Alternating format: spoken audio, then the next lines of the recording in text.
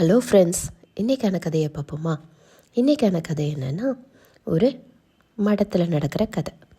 ஒரு மடத்தில் ஒரு குருவும் சிஷ்யனும் அமர்ந்து பேசிகிட்டு இருந்தப்ப பக்கத்தில் ஒரு ஆற்றுல ஒரு தேள் ஒன்று விழுந்து தத்தளிச்சுக்கிட்டு இருந்தது.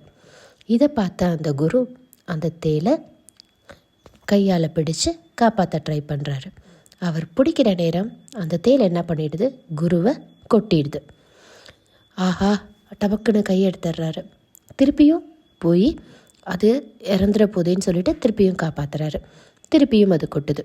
இவர் காப்பாற்ற ட்ரை பண்ணுறாரு, அது கொட்டுது. இப்படியே நடந்துகிட்ருக்கு. ஒரு 4-5 தடவை ட்ரை பண்ணிட்டாரு. திருப்பி அது கொட்டிக்கிட்டே இருக்கு.